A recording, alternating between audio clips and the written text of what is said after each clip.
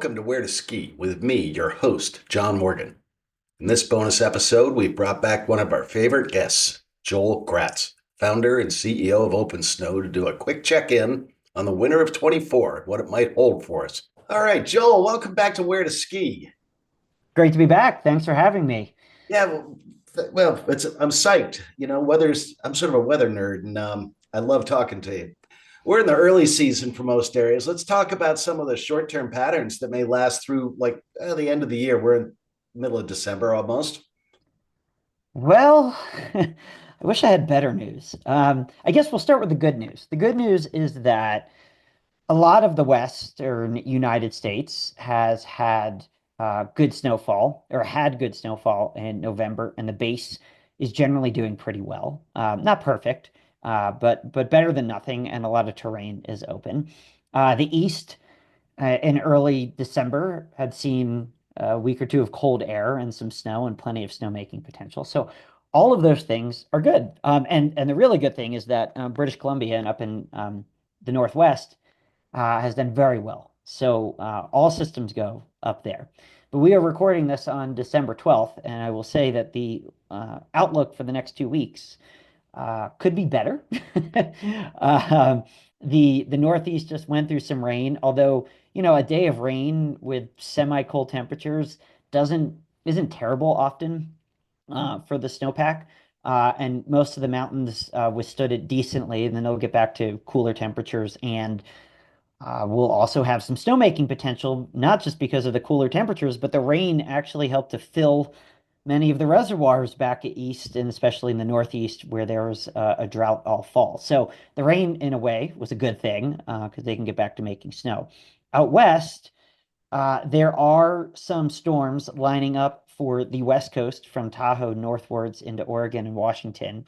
And those storms will also impact Idaho, Montana, and Wyoming to some extent. But other areas like Utah and Colorado will see the scraps of those storms. And so for the next 2 weeks, or really the second half of December, the outlook out west is for drier and warmer weather. So thankfully, and I'm in Colorado, we had a strong start to the season. There's plenty of skiing, there's plenty of snow, but there are not big powder days in our future, which is a bummer. But there are at least a few little storms and a few inches here or there, and cool temperatures and a low sun angle in late December is a recipe for usually decent conditions. Now, with the holidays approaching, a lot of people going skiing and riding, more snow is better, so conditions stay good. But at least the sun angle is low, and I think, and I'll end on this point for this part, that many people don't think about the sun angle and think, oh, well, hey, the core of winter is January and February and skiing, and that's not necessarily wrong in terms of vegetation. But the sun angle is by definition the lowest around December 21st. And so a low sun angle, even on a sunny and warmish day, can ensure that the snow quality stays reasonable. You don't get melt freeze cycles and crusty conditions. And so really, kind of for me, the golden time for snow conditions can be about early to mid-December when the base is built through about early to mid-January when the sun angle stays low. Because even on a sunny day, the snow quality stays good. Once you get into kind of mid-February across most of the United States, you can still get great powder days, great conditions, but that sun angle starts creeping up and it starts to really impact the snow quality.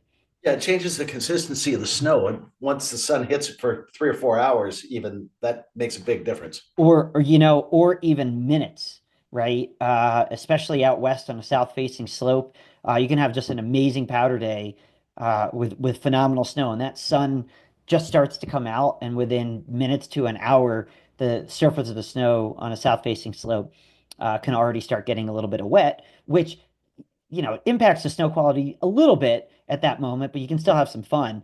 But then the real issue is then at that night, that wetness on top of the snow starts to freeze up, and then the next day, that kind of ungroomed powder starts to be unworkable. If it gets groomed up, usually pretty reasonable, but if it's ungroomed, it's tough. So I really like Dr. Jim Steenberg out in who's a professor at the University of Utah and also a diehard powder skier, has said that he has some other metrics, but one of them is kind of the sun angle, and for him that switch flips right around February 10th, and so that anywhere in the mid latitude, kind of around Tahoe, Utah, Colorado, that February 10th date sticks in my mind as the time when the sun angle just starts to get high enough where it really starts impacting snow quality.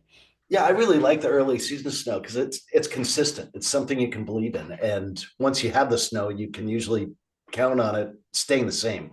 Well, right. And looking at the snowpack in Colorado, if you can just imagine a graph, usually that line goes up and to the right from, 0 in October when we have no snow, all the way up to its high point in early April when we have the most snow on the ground before it starts melting out. And since Thanksgiving, so around 2 weeks or so, because we're now in kind of mid-December, since Thanksgiving, that line, instead of going up and to the right, has generally been flat because we haven't had additional snowfall. But I was out a few days ago, and even with no additional snowfall, but yet a low sun angle and coolish temperatures, generally in the 20s most days up on the mountain, things have been skiing still pretty well. The higher traffic slopes are getting a little pushed off and icy, but other areas are doing well. So thank gosh, that this flat line is occurring coincidentally with the lowest sun angle in the year.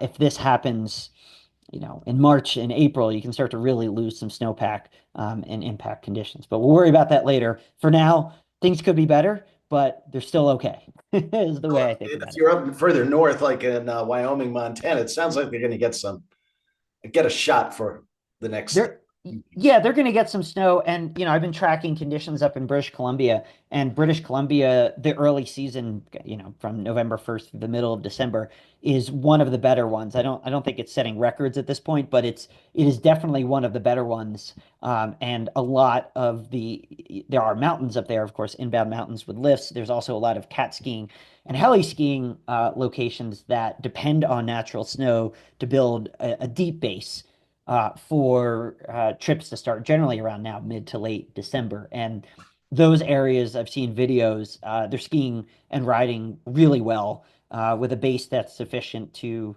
open up good quality most of their terrain. So, and those areas in British Columbia did not have a good season at all last year. Lower snowpack, and also had some rain that went up all the way to the summits and created a buried crust, which was then difficult for avalanche potential. And so they were, I don't want to say due, but it's fortunate that they had a nice rebound. So That's we've true. talked in the past about some of the long-term patterns, and I know you're not a fan of looking at them, but do they have any, like El Nino and La Nina, do Yep. they have any impact on what we can look forward to over the next few months? Well, it's interesting. So let's talk about really long range, which is kind of seasonal forecasting, which goes out a couple months, and then the longer range, which I would say a couple weeks to about a month or two. So in the really long range, kind of couple months out, I have no idea what's going to happen. At the end of January and February and March, and April, I have no idea. And I don't really think anybody else does either. You can theorize on a bunch of stuff, but it's usually wrong. When you mention La Nina and El Nino, that talks about the water temperatures, not the air temperatures, but the water temperatures in the Central Pacific Ocean. And we don't ski or ride in the Central Pacific Ocean.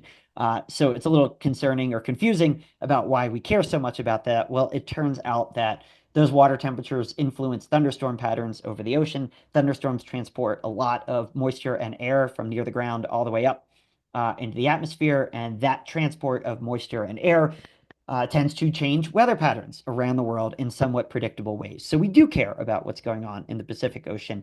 And going into this season over the summer and into the fall, it looked like there was a high chance, 70+% chance that we'd have a La Nina, which means colder than average water temperatures, which generally means more snow or higher probability of more snow kind of in the northern, northwestern part of the West and up into Canada. And we have seen a strong start in the Northwest. We just talked about it, British Columbia and Washington. So that's kind of come to a fruition. But La Nina seems to be petering out now in the middle of December. And so that's one thing to pay attention to. Now, it's even more complex than just what the water temperature is out there. But even if we had a perfect forecast for La Nina, it is not a one-to-one correlation of, oh, there's La Nina. These are the places that get snow. These are the places that don't get snow. Everyone is a little bit, every La Nina year is a little bit different. Same for El Nino. El Nino and La Nina are not the only things that govern where it snows and where the cold air is. It's just one of the things, and it's one of the things that is semi more predictable. So uh, I would say out in the span of 3 to 4 month type forecasts, we have very little. There is essentially no predictability for specifics. I cannot tell you when the powder day will be in March, for instance, and we're recording this now in December. But there is a little bit of skill in being able to say, well, during past La Ninas or El Ninos, these are the areas that are favored for more snow. So if you have to book a trip months in advance and you want snow, I mean, your odds might increase just slightly if you follow those long range forecasts, but it's not really that useful. Now, when we talk about forecasts out a couple of weeks, normally I still think they're not all that useful. But there is one caveat to that, which is if you continue to see a trend in the very, very, very long range forecast, and that trend persists over many days and many weeks, leading up to that long range forecast, then maybe these fancy computer models, these computer programs are onto something. And I've been paying attention to this more because here in Colorado, as I mentioned, the first 10-ish days of December were mostly dry, save for one storm. And the forecast for the rest of December is for maybe a couple weak storms, but nothing major. So I am forced to look out in the long range. And there are a handful of models that go out 30 to 45 days into the future. And while you cannot use these models to say there will be a powder day on a specific day, they are can be useful to say, is it going to be warmer or colder than average? Is it going to be drier or snowier than average? And looking at some of these longer range models, they hint that Colorado and a lot of the West will go back into a snowy or colder pattern sometime during the first 10 to 15 days of January. Again, I'm not mentioning specific days because there's no skill there, but all these models have been showing this flip from warm and dry to cooler and snowier in early January.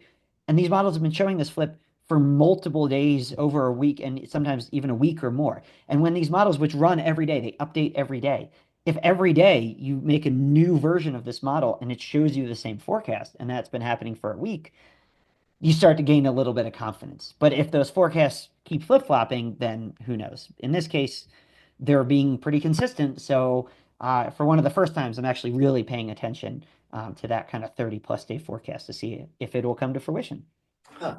Now, with some of the, again, back to like La Nina, does it Mhm. change the jet stream at all? Does it change the flow of the weather so that certain areas will be on track to get more storms coming through it?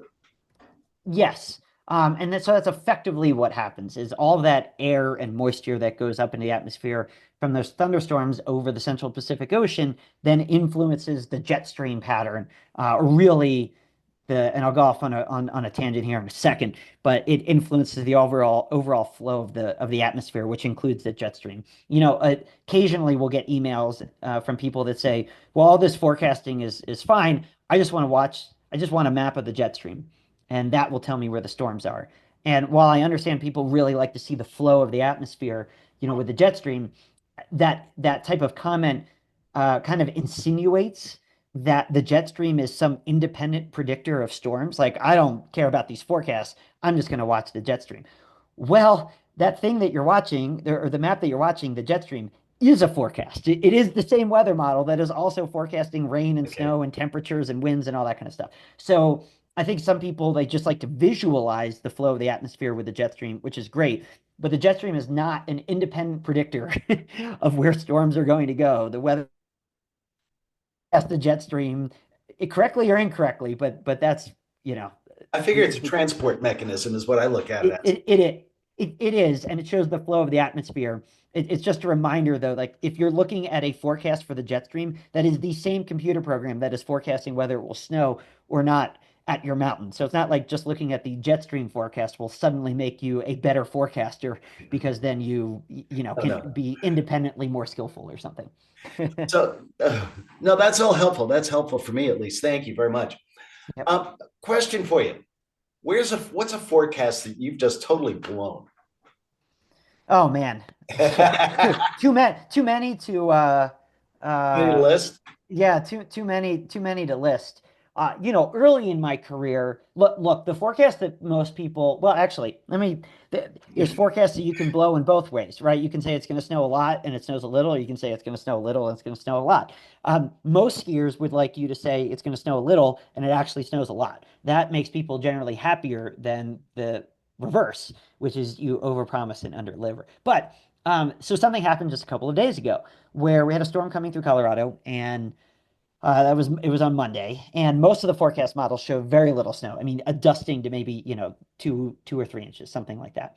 But in looking at all the model data, the jet stream, talking about the jet stream, if the jet stream is overhead and in just the right spot, it can actually create a narrow band of more intense snow. And so when I write forecasts every morning, we have two things on OpenSnow. We have the data forecasts that come from the models. We adjust them as best as we can, but they're largely coming from the models.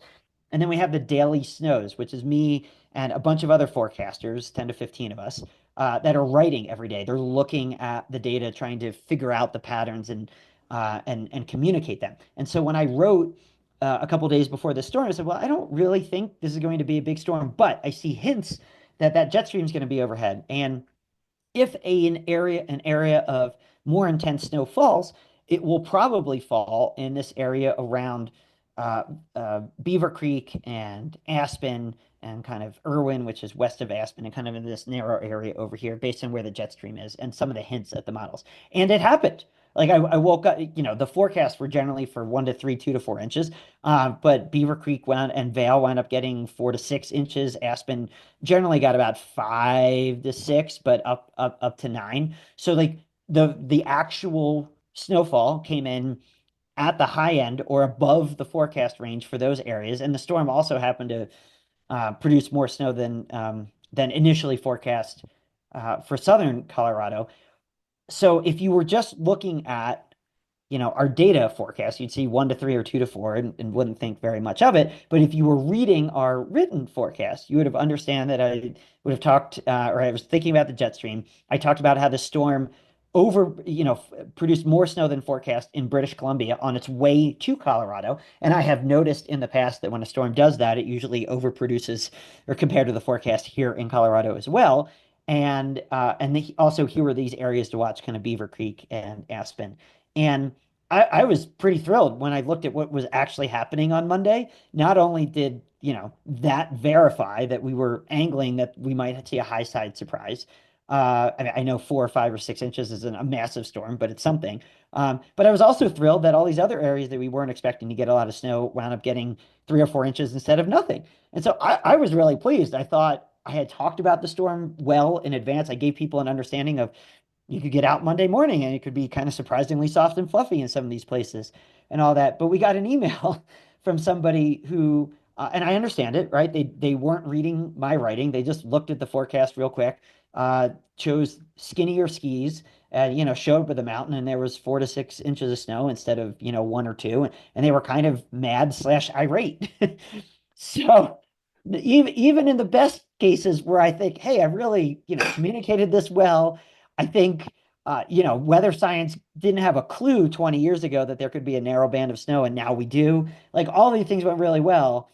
And yeah, we still got a really angry email, even though it snowed more than was forecast, which That's a usually makes case me of you really can't happy. keep everyone happy all No, the I get time. it. No, I totally get that's it. tough. Yep. So, but and I will tell you, 15 years after, I mean, I've been doing this for almost 20 years now. Um, you think like that type of criticism rolls off your shoulder, you don't worry about it. But I still worry about it. And what actually, like from a kind of a less, I don't know, emotional take and more of just a logical take, my thought is, yes, we have all these tools for this person, to look and read my writing and stuff. But obviously, they just wanted a quick forecast and they weren't into it enough to read that. So what can we do to show, programmatically that there are these high side potential cases? And so we're thinking about that as well. So it's helpful feedback, but man, sometimes it just kind of confounds you. Well, and mountain weather changes fast. You've been up there and you've seen stuff come in, and all of a sudden there'll be a wisp of cloud. The next thing you know, you're just socked in. The next thing you know, it's snowing. Mhm. What can people look for when they're out there to sort of augment what they get from you? They, as you said, they might look at you guys first thing in the morning and go, okay, there's 20% chance of snow, which has its own meaning.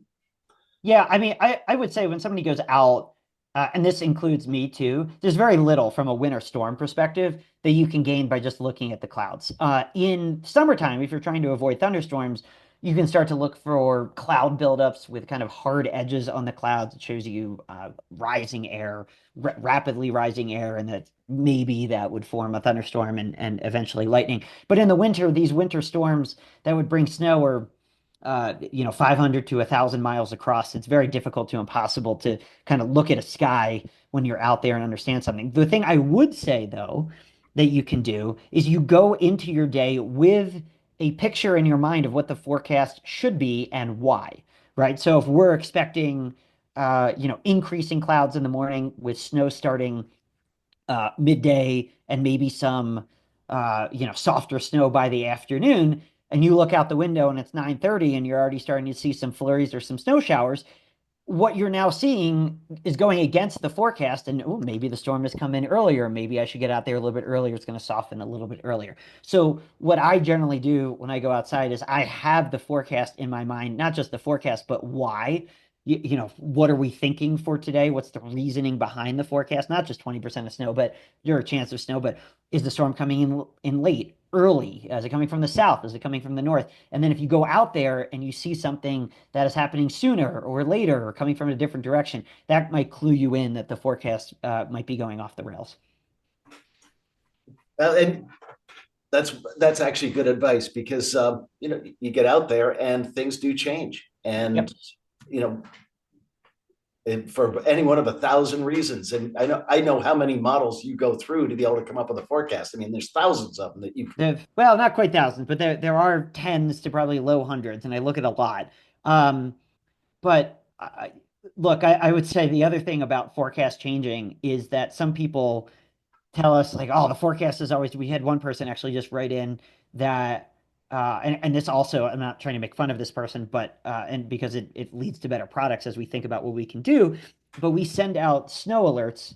Out up to 7 days in advance, saying, for instance, Vail is forecasted to get 6 inches of snow on such and such a day. Now, we blend a lot of weather models. So this is not like we just look at one weather model that makes it snow the most and then base a forecast on that. We look at tens of weather models, blend them, figure that, and then that's what in powers the forecast. So by definition, when you're blending a lot of things, you're taking out the outliers, and it's somewhat harder to actually get a forecast to meet your powder threshold. Like if you want to know when a mountain's going to get 6 inches or more of snow, usually we don't forecast more than 6 inches a few days out because we're blending all these models and one says it's going to snow, one says it isn't going to snow, and all that. But anyway, this person wound up getting a forecast for some amount of snow, whatever it was, many days out, probably 5 or 6.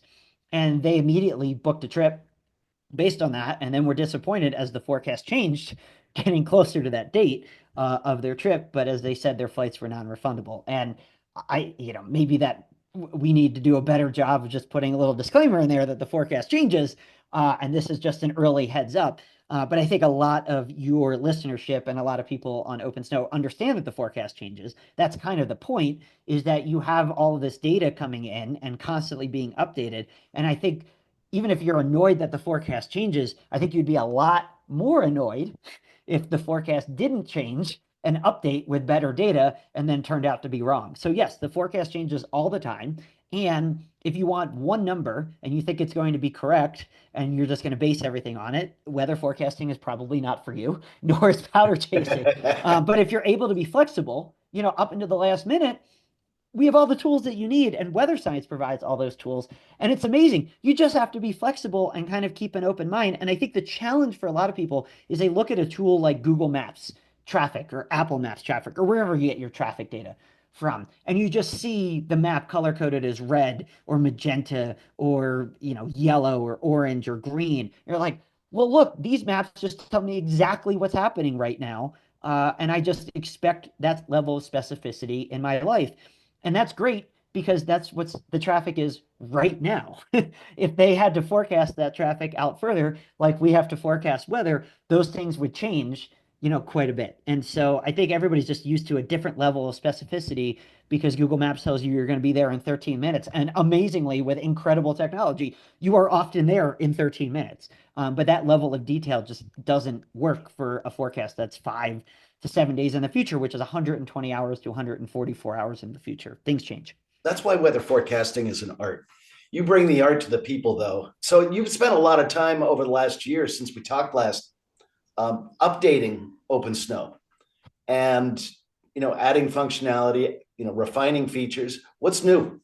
Yeah, what's new? Well, let me quibble with one thing before I tell you what's new, is that weather forecasting is not an art. The writing about it and the communication of it is an art, but weather forecasting is as much of a science as anything else. The Yeah, engineering that went into the computer or your phone or the health care that we get, like things aren't perfectly known. I mean, I guess engineering is a little bit different, but where we were 40 or 50 years ago was way behind where we are now, and that is based on a public investment in science from a few cents of all of our tax dollars globally, sharing data and all working together to try to forecast the weather. So it was not happening very well 50 years ago, and our skill scores, meteorology as a whole, keeps going up and to the right. So that science continues to evolve. And what we're doing, what's new on OpenSnow, is we're trying to build even more of that science into OpenSnow. So we released a map layer with weather stations. So mountain weather is fickle, right? We just talked about how the forecast can change and the forecast is tough.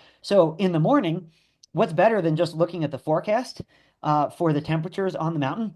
Looking at the actual temperatures on the mountain. So you can go to the maps tab on OpenSnow, go to the weather stations layer, and you can see not all mountains have weather stations on them, but many do, and you can see how those weather stations vary over the terrain uh, on the mountain. You can look at a 3D view of them, and you can see what's actually happening out there. What's happening a lot right now in the West, since it's a little bit clear and calm, is that the mornings, the temperatures at the base are very cold, with an inversion, and the temperatures up on the mountains are warmer, and the weather models really struggle to show this. So it's useful to just pop open that layer real quick and just double check what those temperatures are. The other thing you can do in that weather stations layer, if you're a pretty good snow nerd, especially out west, is you can go to a different view on there, which is how much it has snowed over the last 6 or 12 or 24 hours, 48, even out to 5 days.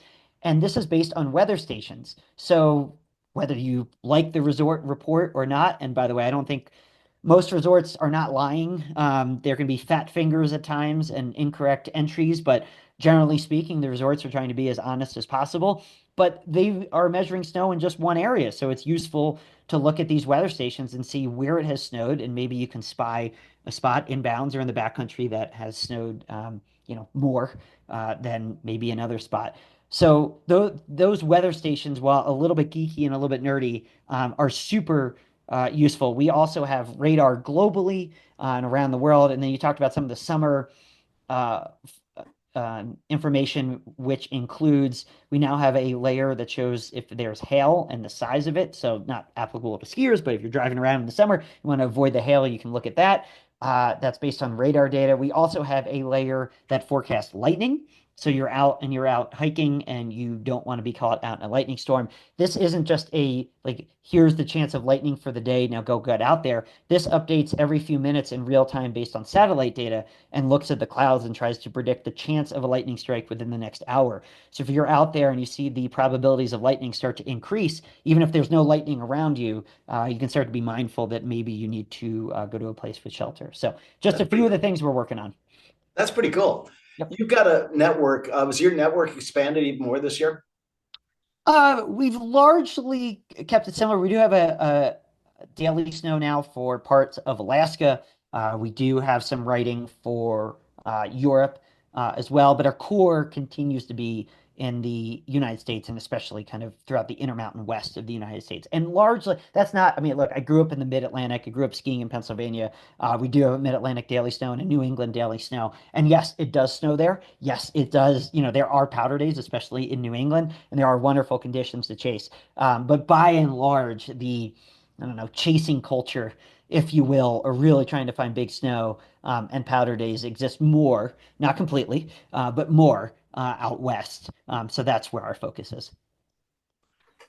You stay busy. You stay busy. You going to get any skiing in yourself? Oh man, I ski plenty. I I don't want anybody, that's not a brag. That's just, I don't want anybody to feel bad for me that, we're running a business with 11 people and suddenly I'm just looking at spreadsheets all day and not skiing. I love all three parts of this business. I love forecasting in the morning. I love running the business and the spreadsheets and the design of the product and the whole team. And I also love going out and skiing. I think if I did only one of those three for my job, I get a little bit bored. But doing all three is great. I generally get somewhere around 50 or 60 days. Most of those days are spent with my wife and my 7-year-old son, who's turning into a pretty good ripper now in the powder. I just got him some wider skis in 119 length. They don't make very many wide skis in 119s, but we found some, and so he's enjoying the powder. And just before Thanksgiving on this latest storm cycle, we went out and we skinned and we skied powder and we cruised around as a family, which is really fun. That's awesome. That's great. Joel, thank you for joining us today. A little December update on what's coming up and a little bit of what not to look at. And Fair enough. I take it back on the art versus science. I know that meteorology is a science, but I think there's also a little bit of art on the side. You got to be able to interpret based on That your uh, experience. that is 100% right. The interpretation and how you communicate that interpretation is an art, right? Is to understand that. But I will also say, and I'll leave you with this, that a mentor of mine, when I years ago was bragging a little bit that I figured out some of these weather patterns in Colorado, and I felt pretty good about it. He said, "Well, your brain's just a computer." Right. So if you figure that out in your head, then figure out how to program a computer to pick those out so it can do it as good or better than you. And I've never forgotten about that. And so we keep trying to do that because, one day Joel's not going to be writing the Colorado Daily Snow. And I would really like a longer legacy of all of our local forecasters to have, impacted the science and tried to programmatically pick out some of these patterns. Well, thank you. If you're interested in OpenSnow, it's www.opensnow.com. Get it Absolutely. and Or get. download our iOS and Android apps too. It's all you get all the same features all over the place. So if you're sitting at work and bored, check out OpenStone on the desktop, and then when you're on the go, it's on your phone. If you like our podcasts, please share them. Visit our website at wheretoski.org and listen to perspectives on some of the world's best ski areas from the legends that live there. Thanks for joining.